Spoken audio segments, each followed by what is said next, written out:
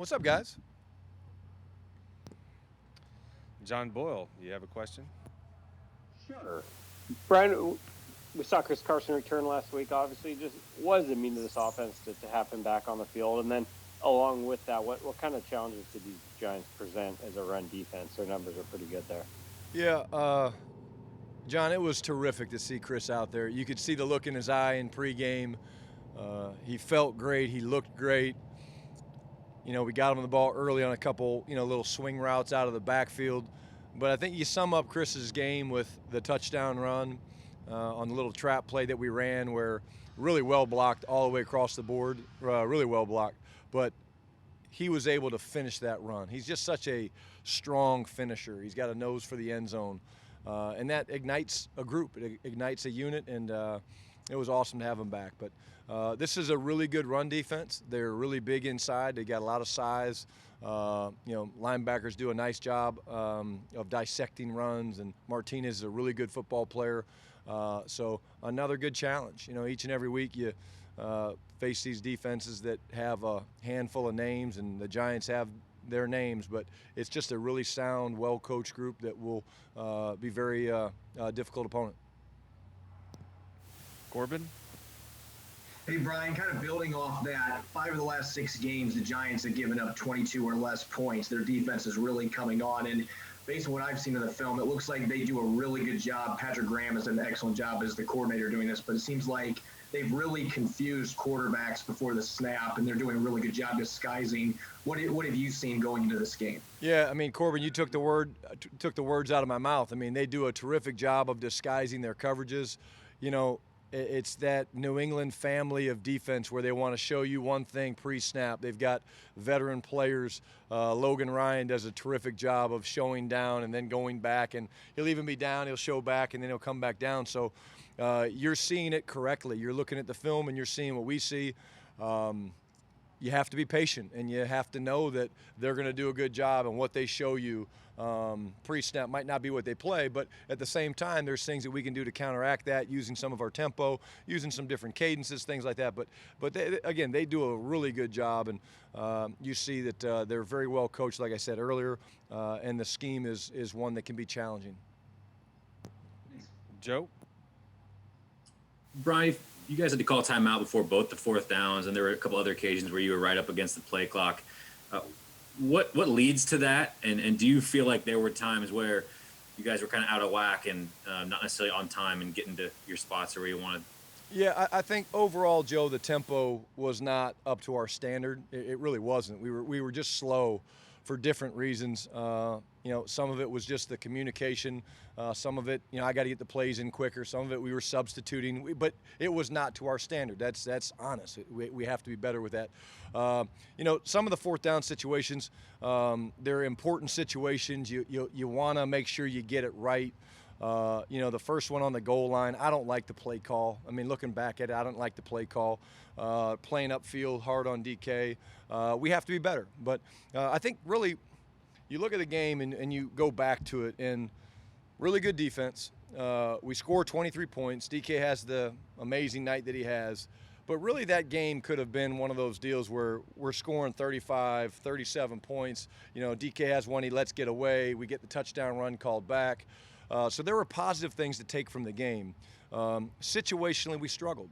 We didn't do a great job in the red zone. That's a strength of ours. Need to be better. Third down, we weren't very good. You look at the third downs, I think 6 of the 10 that we had, I'm trying to remember, 6 of the 10 were like 10 yards or more. So you're putting yourselves in those positions to ask against a really good aggressive defense to struggle. Now, again, we were able to capitalize on an early third down along the big post to DK. We got them on that. But against a really good opponent, which, believe me, the Philadelphia Eagles are a really good defense, you can't put yourselves in those longer yardage situations. So that's what I kind of took out of it. 2 things would be the tempo has to be better, and then obviously we need to do a better job situationally across the board. Curtis? Yeah, Brian, Josh Gordon got reinstated today. It'll be a couple weeks before he can get back to you, but what could he bring back to this offense? And from what you saw of him last year in the 5 games he was able to play for you, and what could you expect from him now that he's able to come back to you? Yeah, well, number one, I'm thrilled he's back. I can't wait to see him. I can't wait to catch up once he gets through all the protocols and everything. He was an unbelievable pro, Curtis. I mean, just the way he worked. He's got some stuff that he's got to do to catch up and get up to speed with the things we're doing. I don't think that will be any problem.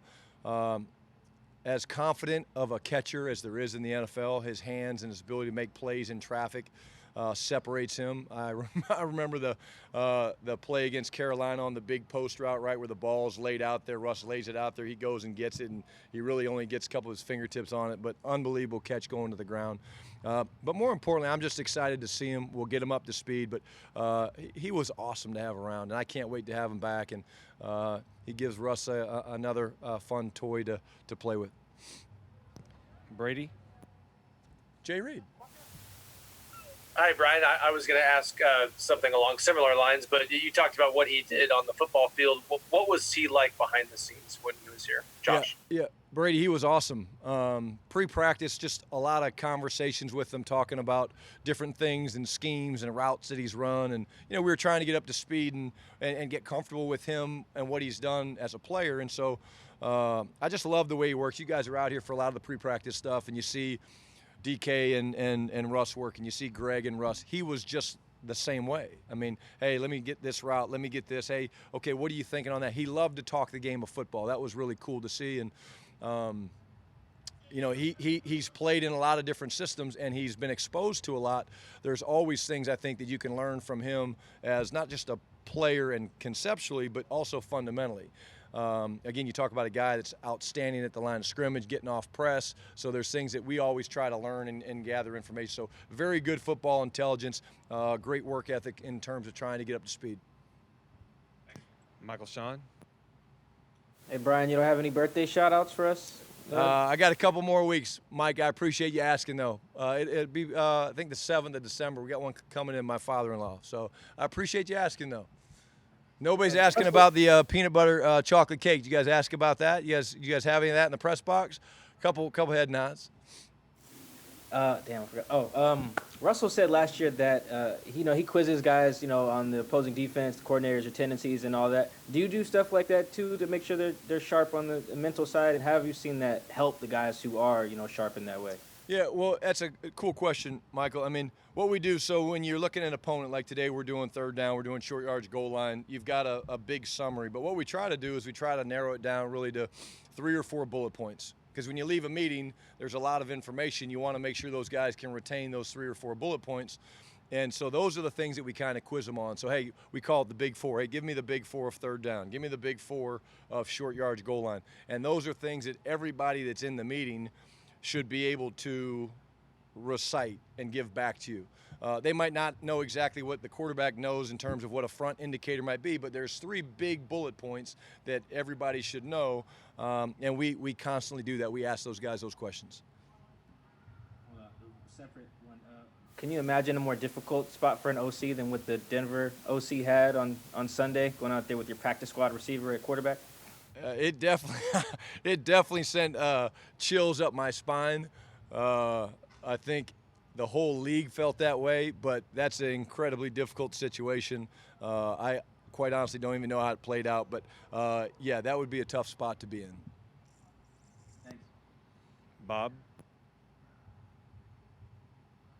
Yeah, Brian, obviously when Josh comes back, he kind of goes into the receiving competition there. What have you thought this year about David Moore and Freddie Swain and just sort of what they've given you there? Yeah, again, great question. I love talking about those guys. I'll start with Demo.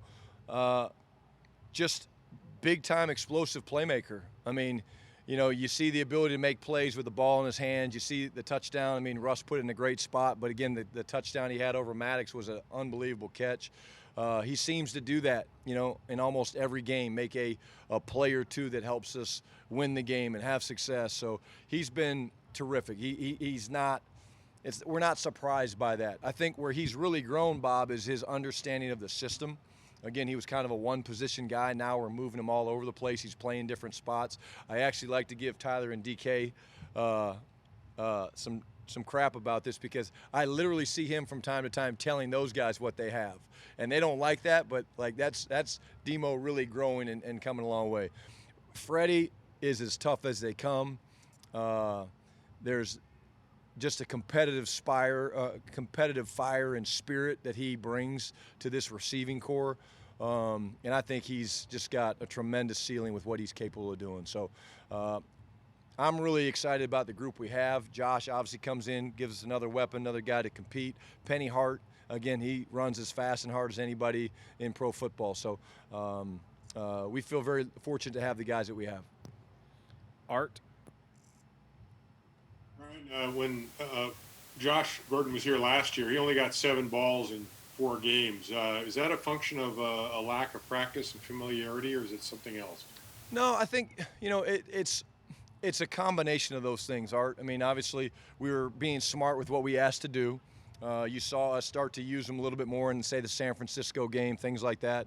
But again, when you've got a lot of different players and different spots that the ball can go, you can't always predetermine where the ball is going to go. But he made some big-time catches for us, Art, on 3rd down, some big plays for us. But again, I think that it starts with just the timing and the training and him getting with Russ. And I think this year we'll be farther ahead because they've actually worked together. And so I think you can see him get involved, hopefully, even faster than he did last year. And last one for Shotty, Greg. Hi, Brian. What are you missing without Brandon Sheldon? Brandon's a hell of a player. He's a hell of a competitor. I thought Cedric, he did a good job. That's a tough matchup. But with Brandon, he's so consistent. Quiet as can be. He addressed the unit 2 weeks ago, I guess, and actually did a magnificent job. But he's very soft-spoken, very quiet. But unbelievable size. So when he's pass protecting, he sets a really firm edge, really good in the run game. But there's a quiet confidence about the way he plays the game. And I think that that's something that, we loved about him when we watched film of him with the Jets. And that's something that's shown up and been something we've really been pleased with what he's done. But again, Cedric's a really good football player too. Tough matchup going up against that guy. That's a really good defensive front. So we feel good about all those guys. I think the line in general, Greg's playing really well. It's great to get Ethan back. Again, there's been some moving parts throughout the last couple weeks, but as a whole, they're doing a really nice job. Thank you, Coach. Good. Thanks, guys.